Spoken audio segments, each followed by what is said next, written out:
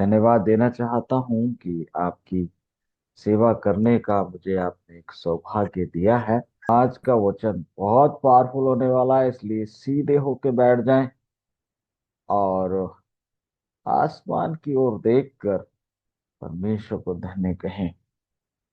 महसूस करें कि परमेश्वर आपके साथ है। महसूस करें कि उसके स्वर्गदूतों ने आपको चारों ओर से घेरा। महसूस करें कि परमेश्वर की निगाहें आपकी ओर लगी हैं। ठीक उस तरह से जैसे एक माता अपने बच्चों के ऊपर अपनी निगाह और अपने कान लगाए रहती है। महसूस करें कि यीशु मसीह आपका नाम लेकर प्रार्थना कर रहा है। महसूस करें कि आज के दिन प्रभु आपका दामन खुशियों से, आनंद से, भरपूरी से भरना चाहता, और अपने हाथों को खाली करके, अपने मन को खाली करके प्रभु के निकट आइए। आज के वचन की कहानी आगे बढ़ती है। कल हमने सीखा था कि जो परिवार के लोग हैं वो क्या करते हैं, मूसा को 3 महीने तक संभालते हैं। 3 महीने के बाद मुश्किल हो जाता है, तो वो टोकरी में बहुत उसको राल लगाकर, उसको वाटर प्रूफ बनाकर बच्चे को कांसों के बीच में छोड़ देते हैं। आज कहानी आगे बढ़ती है और वचन कहता, तब फिरौन की बेटी अपनी सखियों और दासियों के साथ नील नदी पर स्नान करने के लिए आती। जब वो वहां पर आ जाती है तो उसकी जो सखियां हैं, उसकी जो फ्रेंड्स हैं, वो नील नदी के किनारे टहलने लगती हैं। और ऐसे में राजकुमारी की निगाह एक टोकरी पे जाती है, जो कांसों के बीच में टकराती हुई, कभी इधर कभी उधर टकराती हुई ये टोकरी आगे बढ़ रही। इस टोकरी को देखकर राजकुमारी अपनी एक दासी को हुक्म देती है कि जाओ और उसको लेकर आओ। ये टोकरी में क्या है? और जैसे ही राजकुमारी के सामने वो टोकरी खोली जाती है, और जैसे ही पहली निगाह उस टोकरी में अंदर जाती है, तो उसमें एक बालक है जो रो रहा है। बालक हंस नहीं रहा है, सो नहीं रहा है, रो रहा है। और एक स्त्री, एक महिला के अंदर जो फीलिंग्स है, वो एक तो बालक है, टेंडर बालक है, 3 महीने का नवजात शिशु है, और दूसरा वो रो रहा है। और जब हम किसी बच्चे को रोते हुए देखते हैं तो हमारी हमारे इंट्यूशन क्या होता है? उसको उठाए ले, उसको प्यार करें, उसको समझाएं, उसको सुरक्षा का एहसास दिलाएं। और जैसे ही राजकुमारी उस बच्चे को देखती है और कहती है, अरे ये तो किसी इब्री स्त्री का बालक होगा। और ठीक उसी पल मरियम, जो मूसा की बहन है, जो कहीं खड़े होकर देख रही थी मेरे भाई का क्या होने वाला है, मेरे भाई का क्या होने वाला है, जल्दी से वो सामने आ जाती है और कहती है, राजकुमारी राजकुमारी, क्या मैं किसी दाई को ले आऊं, इब्री दाई को ले आऊं, जो आपके लिए इस बच्चे को दूध पिलाए, क्योंकि आप तो पिला नहीं सकते। और राजकुमारी को अधिक सोचने का की फुर्सत नहीं मिलती है, और वो कहती है, जा ले आ। लड़की बड़ी खुशी से दौड़ती दौड़ती, खुशी से पागल होकर वो घर की तरफ दौड़ रही, पूरी ताकत से दौड़ रही है, पूरी ताकत से दौड़ रही है। और जैसे ही उसे घर दिखाई देता है, कहती है, माँ माँ, एक खुशखबरी है। हाँ, एक खुशखबरी है, परमेश्वर ने, यहोवा ने हमारे भाई को, आपके बेटे को बचा लिया है। और माँ कहती है, क्या खुशखबरी है? क्योंकि माँ भी इंतजार में बैठी है कि बहन क्या संदेश लेकर आएगी। और फिर माँ और बेटी दोनों पूरी ताकत से दौड़ते हैं। आप कल्पना करिए, पूरी ताकत से वो दौड़ रहे हैं, दौड़ रहे हैं, दौड़ रहे हैं। और वहां जागते ही वो क्या करती है, जो मूसा की माँ है, वो कहती है, मालकिन क्या आज्ञा है, मैं आपकी सेवा में उपस्थित हूँ। और मरियम कहती है, राजकुमारी, ये मैं एक दाई लेकर आई हूँ, ये आपके लिए काम कर सकती, इस बच्चे के लिए दूध पिला सकती। और राजकुमारी तुरंत ही क्या करती है, उसको बच्चे को देती है और कहती है, जाओ और जाकर इस बच्चे को दूध पिलाओ और मैं तुम्हें इसकी मजदूरी दूंगी। आगे क्या होता है, वो टाइम होता है, अमराम, योकवेद, मरियम, हारून, सारे लोग मिलकर, वो जो समय उनको मिला है, उस थोड़े समय में बच्चे को परमेश्वर के महान काम के लिए वो तैयार करते हैं। एक एक दिन, बच्चा भी बोलता नहीं, एक एक दिन उसको सिखाया जाता है, तू कौन है, तू परमेश्वर का चुना हुआ दास है, परमेश्वर ने तुझे चुना है, परमेश्वर तेरे द्वारा महान काम करेगा, परमेश्वर तेरे द्वारा सारे इसराइलियों को आजाद करेगा। तुझे हिम्मत रखनी होगी, तुझे विश्वास करना होगा, तुझे परमेश्वर को जानना होगा।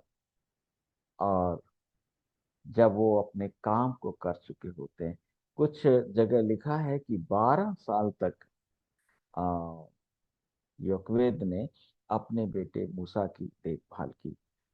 कंफर्म नहीं है, हम उसमें नहीं जाएंगे, लेकिन मैं आपको बताना चाहता हूँ, योकवेद ने एक महान लीडर तैयार किया, एक महान लीडर तैयार किया। वो माँ, जिसने महानता की, अगर कोई इंसान महान होता है, उसके पीछे उसकी माँ की महानता जुड़ी होती है। और महात्मा गांधी या जिसको भी आप देख लो, जीसस क्राइस्ट को देख लो, दुनिया के अधिकतर महापुरुष इस बात की गवाही देते हैं कि उनकी माँ की भूमिका जो है उसमें रहती है। अब वो, अगर हम आज के पाठ से क्या लर्निंग है, हमारी क्या शिक्षा हमको मिल रही है, उसमें अगर हम जाएं, तो कुछ चीजें हैं जो मैं आपके साथ साझा करूं। आप जरूर अपनी बाइबल को खोलकर नीति वचन 21 का एक वचन पढ़ लीजिए। और वहां ऐसे लिखा है कि राजाओं का मन नालियों के समान यहोवा के हाथ में रहता है, और वो जिधर चाहता है उधर उनको मोड़ देता है। वचन क्या कह रहा है, जब आप अपना हिस्सा, अपने हिस्से का काम करते हैं, तो परमेश्वर वो काम कर देता है जो आप नहीं कर सकते। राजा हो, महान लोग हो, उनके अंदर इंट्यूशन पैदा करना, इच्छाएं पैदा करना, ये काम कौन करता है, परमेश्वर करता है। जब अमराम ने, योकवेद ने, मरियम ने वो किया जो वो कर सकते थे, जब बच्चा कांसों के बीच में छोड़ दिया गया, तब यहोवा ने राजकुमारी के मन को चलायमान किया और सखियों से बोली, चलो चलो चलो, टाइम हो गया है, अब हम चलते हैं नहाने के लिए। फिर जब वो टोकरी को देखा, बच्चे को परमेश्वर की योजना के अनुसार रोता हुआ पेश किया गया, ताकि उसके अंदर संवेदनाएं, करुणा और दया की भावना जाग जाए। और वो हो गया। उधर बहन तैयार थी। आप कल्पना करो, अगर मरियम उसको छोड़कर ऐसे ही चली जाती, प्रभु उसके साथ होना, तब काम नहीं चलता। वो रुकी वहां। मैं एक चीज आपको बताना चाहता हूँ, जो चीज बताऊंगा बाद में बताऊंगा।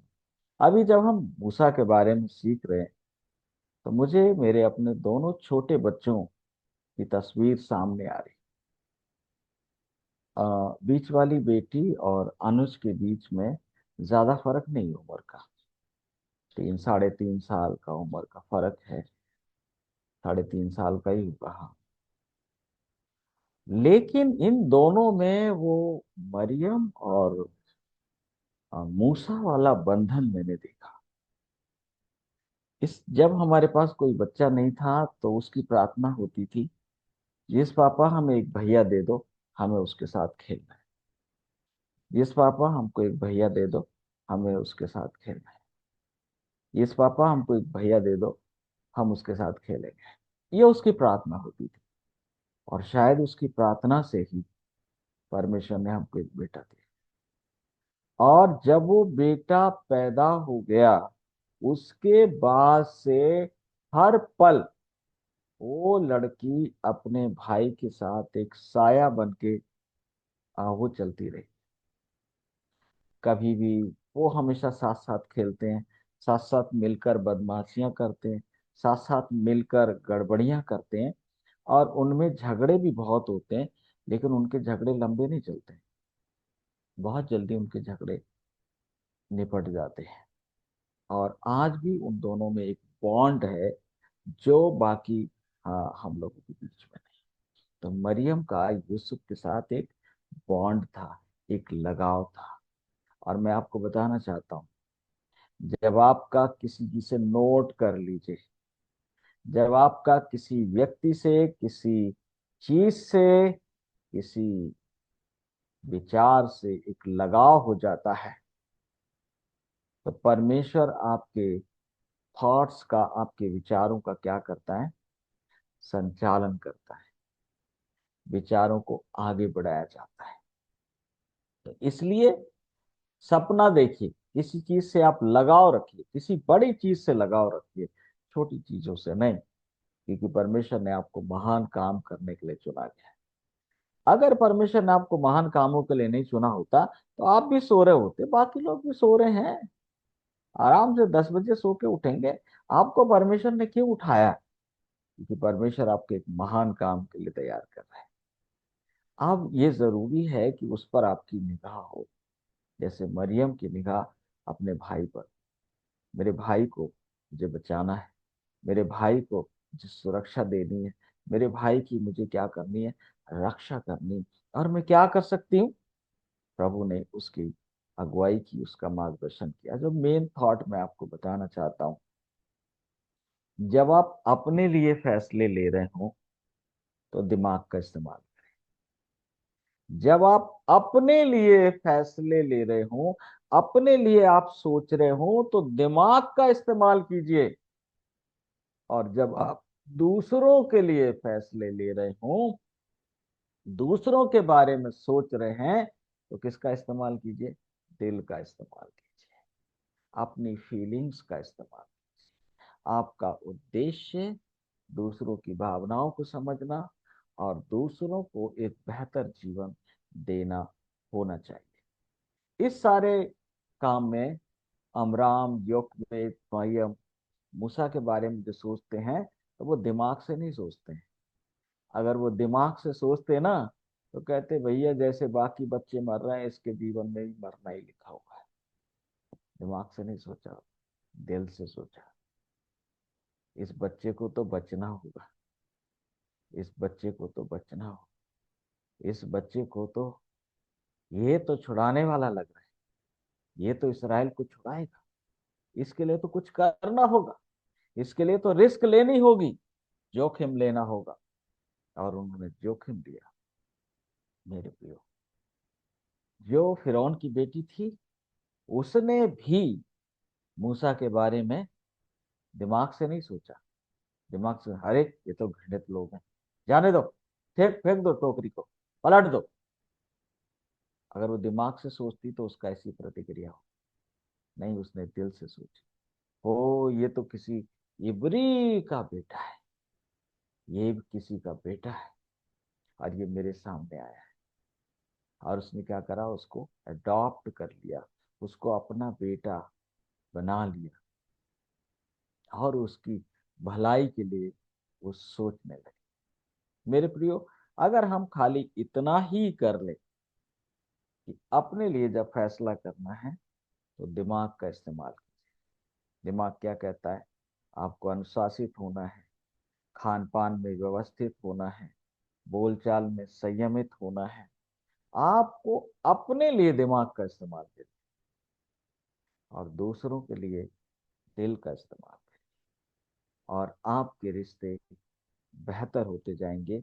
और खास तौर से आप परमेश्वर के उद्देश्यों को पूरा कर सकेंगे। आप देखिए, यीशु मसीह ने और दुनिया के तमाम संतों ने हमेशा ऐसे ही किया। जब वो दूसरों के बारे में सोचते हैं तो दिल से सोचते हैं, और दिल से सोचने का मतलब है उदारता दिखाना। कल शाम मैं ज्योति से बात कर रहा था, और जब इस बच्चे ने, 4 बच्चे हैं, उनके बारे में अपने विचारों को, अपनी भावनाओं को रखा, मैंने कहा परमेश्वर आपका बहुत बहुत धन्यवाद। मेरे लोग दूसरों के बारे में दिल से सोचते हैं। दूसरों के बारे में अगर आप दिमाग से सोचोगे, आपके रिश्ते खराब होते चले जाएंगे। आप इस दुनिया में किसी के लिए कुछ नहीं कर पाओगे, और आप इस दुनिया के रेत पर अपने पांव के निशान नहीं छोड़ पाओगे अगर आप दूसरों के लिए दिमाग से सोचोगे। हाँ, इसने सलाम नहीं किया, ये तो मुझे देख कर, है ना, जैसे हामान क्या कर रहा, मोर्देका को देख, अच्छा इसने सलाम नहीं किया, देखता हूँ, देखता हूँ, है ना। तो कभी भी दूसरों के लिए, अगर आप दूसरों के लिए दिमाग से सोच रहे हो, तो आप विनाश के मार्ग पे जा रहे हो। मैं आपको बताना चाहता हूँ, ये विनाश का मार्ग है। दूसरों के प्रति दिल से सोचना है, दिमाग से नहीं। यीशु मसीह ने भी जब वो सलीब पर था, क्या कह रहा है, पिता इन्हें माफ कर, ये जानते नहीं क्या कर रहे। वो दिल से सोच रहा था, दिमाग से नहीं। दिमाग से सोचता तो कहता हाँ ये लोग इसी लायक हैं, इनका तो हो ही जाना चाहिए का सफाया, है ना। मेरे प्रियो, हम बहुत बड़े बड़े काम कर सकते हैं। हम परमेश्वर के नाम को ऊंचा कर सकते हैं अगर हम अपने लिए दिमाग से सोचें और दूसरों के लिए दिल से सोचें। दिल पर हाथ रख, है ना। आपको पता तो गोल्डन रूल क्या है बाइबल में, सुनहरा नियम, मत्ती 7:12 में लिखा है कि जो कुछ तुम चाहते हो लोग तुम्हारे साथ करें, तुम उनके साथ वैसा ही करो। तुम चाहते हो लोग तुम्हारी इज्जत करें, तुम उनकी इज्जत करो। तुम चाहते हो लोग तुम्हारी बात सुने, तुम उनकी बात सुनो। तुम चाहते हो लोग तुम्हारा सम्मान करें, तुम लोगों का सम्मान करो। रिश्ते दिल से बनाए जाएं और दिल से निभाए जाएं, तो बड़े बड़े महान काम जो हैं हो जाएंगे।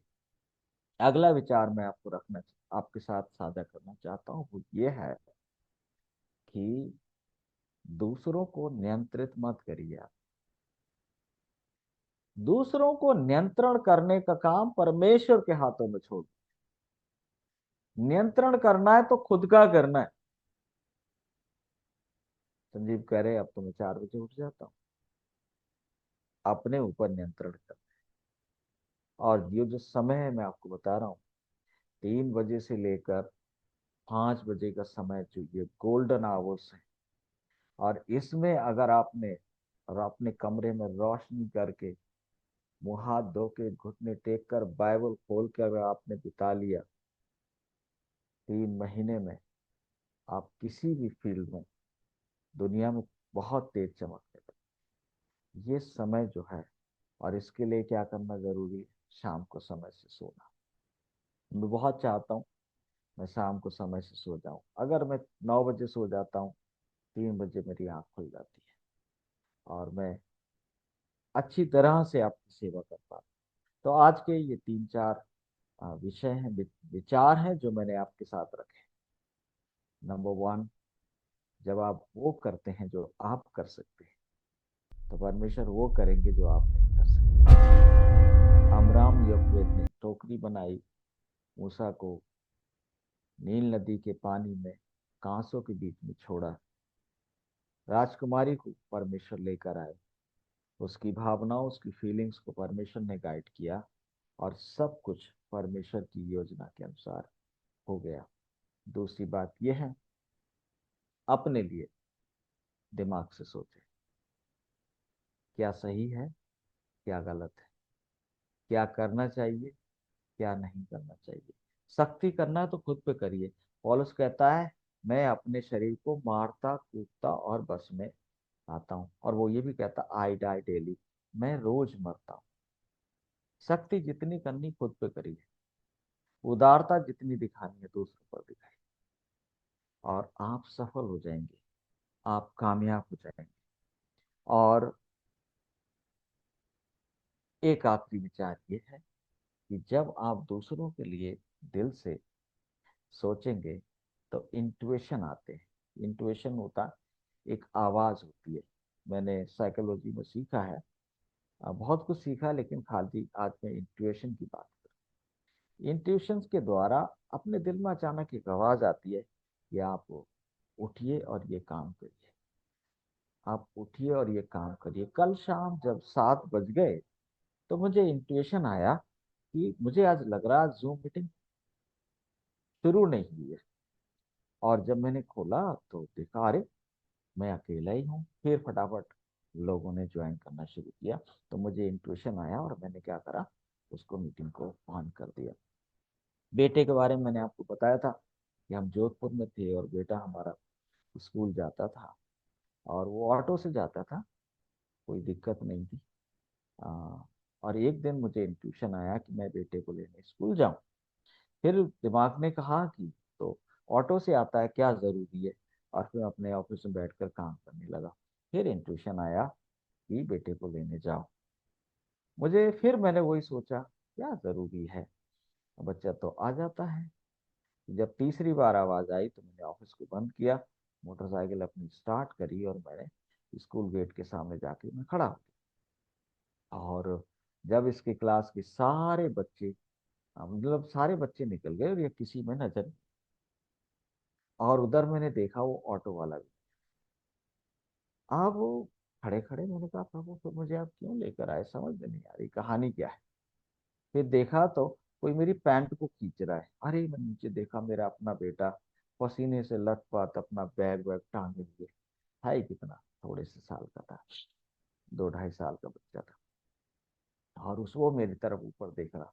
मैंने उसको गोद में उठाया और उसका मुंह वगैरह साफ किया, मोटरसाइकिल बागे टंकी पर बैठाया, और मैं उसको लेकर आ गया। मैंने कहा, परमेश्वर का धन्यवाद। और बाद में पता चला कि ऑटो खराब हो गया था, नंबर वन। दूसरा ये हुआ कि ये जो है टीचर की लापरवाही थी और ये बच के निकल के आ गया। सारे बच्चों को क्लास में रोका गया था, लेकिन मेरा बेटा पता नहीं कहाँ निगाह बचा के ये निकल कर बाहर आ गया। और मैं सोच रहा हूँ, अगर मैं उस दिन ना जाता तो उधर ऑटो वाला नहीं आया था, बेटा क्लास से निकल के आ गया था, टीचर्स को पता भी नहीं है। तो सोच कर रूह कांप कर। प्रभु आज के वचन से आपकी अगुवाई करे। वचन बहुत पावरफुल है। खुद के लिए दिमाग से, दूसरों के लिए दिल से सोचिए, इंट्यूशन की सुनिए। डिसिप्लिन करना है तो अपनों को करिए, उदारता दिखानी है तो दूसरों को दिखाइए। और तीसरा और सबसे पावरफुल विचार, जब आप वो करते हैं जो आप कर सकते हैं, तो परमेश्वर वो करेगा जो आप नहीं कर सकते। दूसरों के मनों को चलायमान करना, दूसरों के मनों में हमदर्दी पैदा करना, ये आपका काम नहीं, ये परमेश्वर करे। प्रभु आज के वचन से, आज की शिक्षा से आप सबको बहुत ऐसे आशीष दे। Thank you very much. May the Lord bless.